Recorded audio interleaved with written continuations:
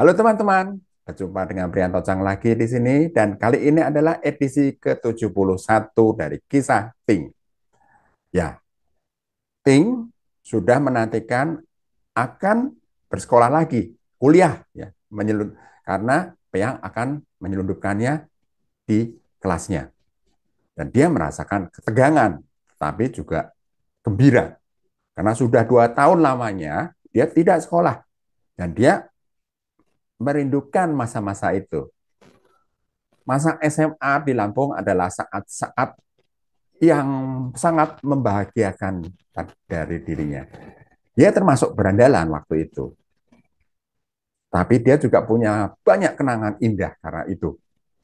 Dia adalah cowok yang keren di kelasnya karena sifatnya yang berandalan. Nah, karena itu juga banyak murid-murid cewek yang terpesona padanya. Dan Ting memacari belasan dari mereka. Jadian putus, jadian putus, jadian putus, jadian putus. Jadi itu bukan karena jatuh cinta, tapi karena dia menganggap itu adalah sebuah petualangan kecil di sekolahnya. Dan baginya berhasil menaklukkan hati wanita juga sebuah prestasi. Jadi dia makanya jadian putus banyak sekali. Nah, kali ini Peang memberinya kesempatan merasakan kembali masa sekolah itu.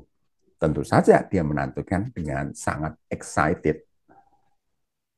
Nah, hari yang dia tunggu akhirnya tiba. Dengan hati penuh semangat dan kenangan yang indah di dalam hatinya, Ting bersiap-siap untuk memulai petualangan barunya.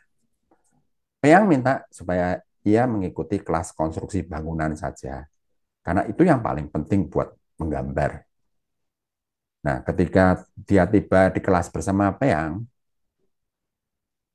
Peang kemudian memperkenalkan ke teman-teman sekelasnya sebagai mahasiswa pindahan dari Lampung. Hari, ini teman gua pindahan dari Universitas Lampung, kata Peang memperkenalkan kepada temannya. Hmm, Hari mengangguk dan menyalami Ting. Saya Ting, jawab Ting memperkenalkan diri. Gua Hari, pindahan dari Lampung ya, jawab Hari. Iya, jawab Ting. Tapi kemudian Hari tiba-tiba bicara dengan Peang tentang rencana mereka untuk pergi ke Kemang besok. Ting mengawasi seluruh kelas itu. Para mahasiswa berkelompok-kelompok dan berbicara hanya dengan kelompoknya masing-masing.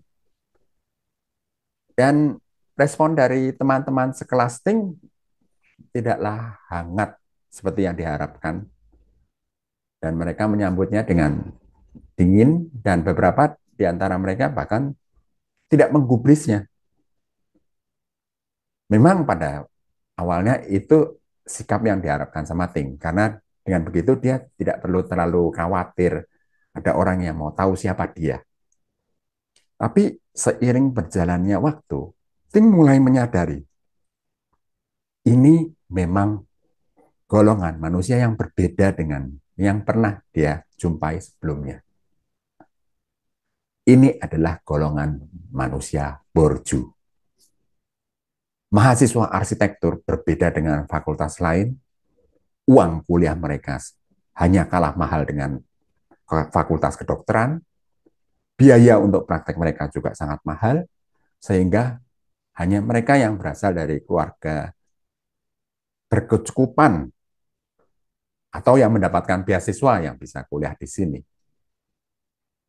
Ini bukan fakultas buat orang miskin lah, istilahnya seperti itu. Ting merasa rendah diri di lingkungan itu.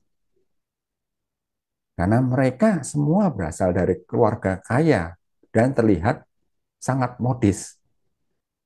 Ting dengan pakaian sederhana dan sepatu usang, seperti ikan cecerek, ikan got yang di kolam yang penuh ikan hias.